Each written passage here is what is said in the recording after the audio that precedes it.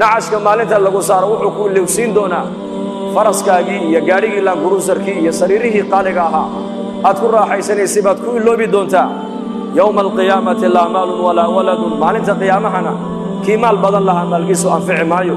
kii qabiil laandheeraha ka dhashay qabiilkiisu anfici maayo kii awlaad badan lahaa awlaaddiisu anfici mayso wadammatu lqabri tusi leylata alcursi mar allii marka qofka qabriga la dhiga buu rasuulku noo sheegay xadiis kale qabrigu sidaa buu iskugu yimaadaa deedna feedhaha qofka ayaa sidaa isku dhaafa haddii qabriga isku yimaadkiisa nin ka badbaadi lahaa buu nebigu yidhi sacad binu mucaad baa ka badbaadi lahaa buu rasuulku yidhi calayhi salaatu wasalaam atadruuna man huwa sacad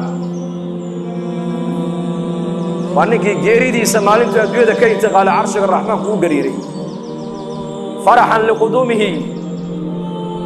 imaadku adduunyada ka tegey bixidda sacad maalintii adduunyada uu ka baxay ayaa ilaahay jalla wacalaa carshigiisa raxmaanka u dhaqaaqay farxad daraaddeed jibriil baa soo dhaadhaco nebiga u sheegay oo yidhi nin asxaabtaada ka mid a ayaa go'ay oo ahlu samuhuna ay ku bishaaraysanayaan imaadku adduunyadii ka yimiday markaa buu nebigu sara kuxuu yidhi yaa jibriil sacad binu mucaad baan u malayn buuhi inuu go'ay deedna uu soo degdegay nebigu calayhi salaatu wasalaam ilaa saxaabada rasuulka kabihii ay gashaneen ay ka go'een markaasay nebiga soo gaadheen markaasay dhaha yaa rasuul allah socodka waa nagu daalisee markaa buu nebigu yidhi haa waa nigu daaliyey sidii xandalo malaa'igtu ay ugu maydhay inay sacadna hortay u maydho ayaa ka cabsoonayo inaan sacad gacantayda ku maydhan u soo degdegayay buu rasuulku waxauna jibriil ii sheegay buu yidhi carshiga raxmaanku faraxan isagoo ku faraxsan imaadka sacadu adduunyadii ka yimiday inuu carshiga raxmaanku u gariiray ayuu jibriil ii sheegay buu rasuulku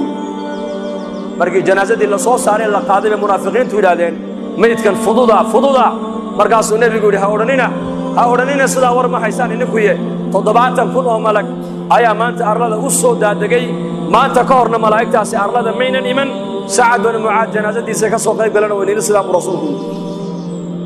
markii qabriga la dhigana nebigu wuxuu leeyahay qabriga isku imaadkiisa haddii shakhsi ka badbaadi lahaa sacad binu mucaad baa ka badbaadi lahaa buu rasuulku yidhi wadammatu lqabri tunsi leylata alcursi habeenka u horraysay zafaafka waa habeen taariikhda ku qoran weeyaan habeenka u horraysay nin kastoo dhallinyaraa uu gabadhiisa zawjadiisa xalaasha uu la aqalgale iskugu horreeyeen habeenkaa waa habeen taariikhiya weyn lama iloobo laakiin isku imaadka qabrigu isku imanaya marka u horraysa lagu dhigo habeenkaasaa lagu halmaamaa buhi ninka shaacirku